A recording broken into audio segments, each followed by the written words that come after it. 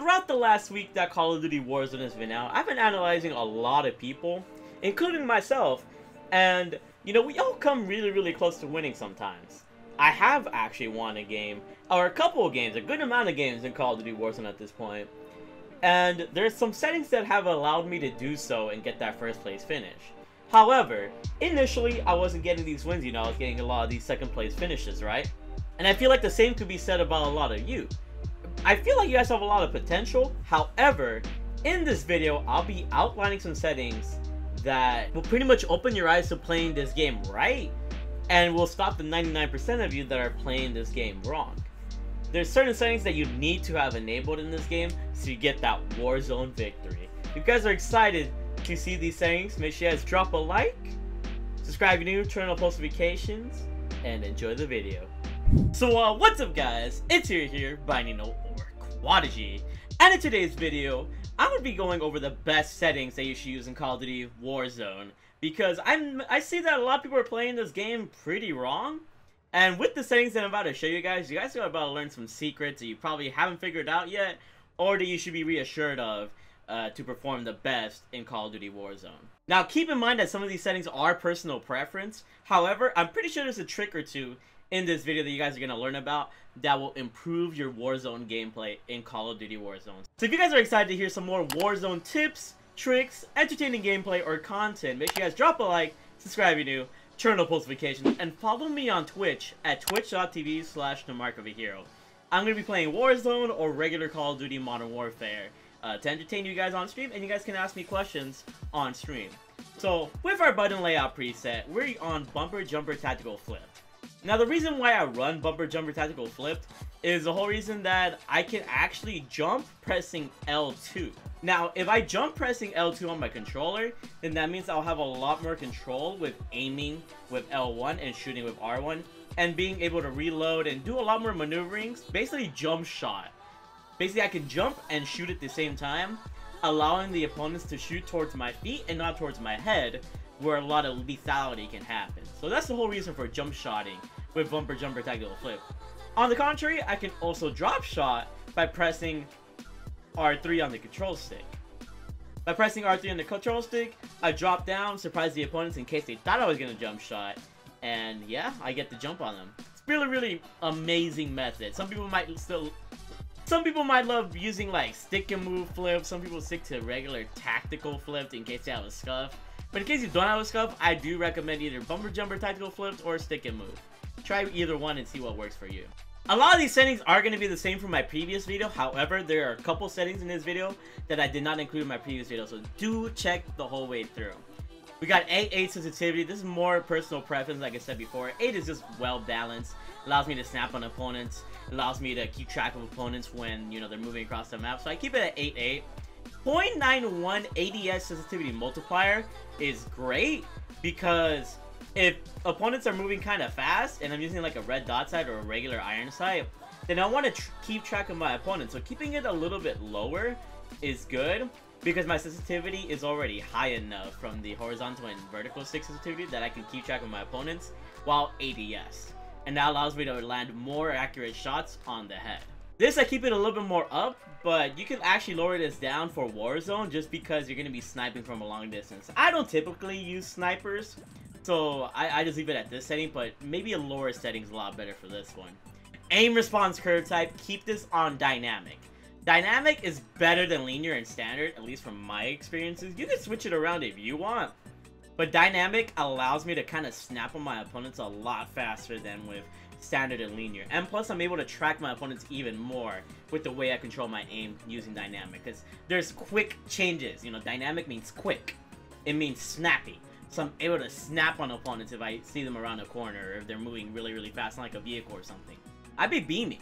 Aim assist, keep it at standard because precision and focusing will not help you. They don't allow the same advantages as standard. So even if you're an experienced player or you're a noob player, just use it on standard. You're going to get the most advantage out of standard. This was proven in the Call of Duty video on YouTube. I'm a mad exclusive ace. Now, here's something that I didn't mention in my videos from before. Now, this might be on like tap to reload for you in terms of use/reload behavior.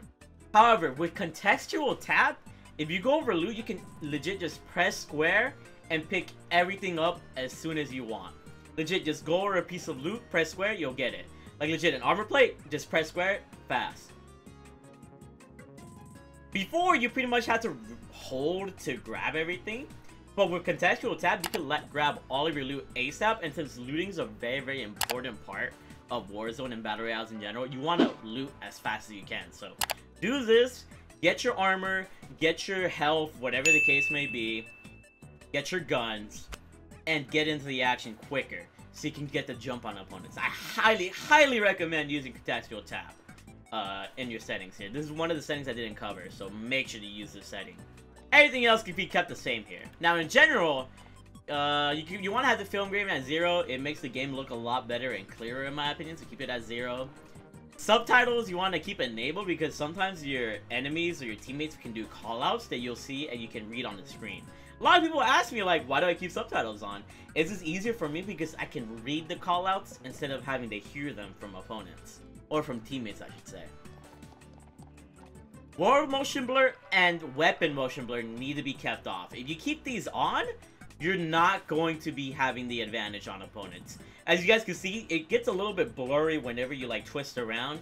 And if you miss an opponent in the window because your screen is way too blurry, that's going to be on you and you're going to do worse. So keep these off. That way you have no blur and no sense of distraction while turning around in the game. Trust me, this is going to help your gameplay a lot. Here's something about the HUD that I didn't mention. You can actually change between round and square minimap shape. Now you want to keep the minimap at square. The reason being is if you take the surface area of a circle and you take the surface area of a square, the square has a bigger surface area. It's like mathematical. I mean, this is a math class and I don't want to prove it to you guys, but you guys can legit look that up. Since these are both of the same dimensions, having a square is going to give you more of an aerial view, around 25% more of a viewage on your minimap than a circle would. So I'm not explaining to you why exactly, you know, how to produce that, I guess, you know, like mathematically, but just know that mathematically the square is a lot better for a minimap shape than the circle. This is extremely key, and I'm not sure how many of you guys do that already, but if you haven't changed your minimap to square, please do. Minimap rotation, you want to keep that enabled. It's pretty useful in my opinion. Audio, I mean, I've already done audio before. You could do, I use boost slow. Boost slow allows me to hear footsteps way easier, and trust me on that. A lot of people are asking, like, are you sure it's boost slow? It's 100% boost slow. You can trust me on that. Master volume at 91%, or, you know, 100% technically if you want to hear as much as you can.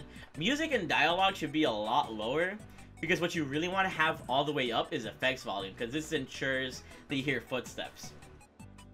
Footsteps is a sound effect, it's not a music effect or a dialogue effect, so you want to hear footsteps, so keep your effects volume way higher than your music and dialogue. You'll have the 100% best advantage on this game. And with everything else, you can pretty much keep it the same. But yeah, those are my new improved best settings for anybody that's playing this game wrong.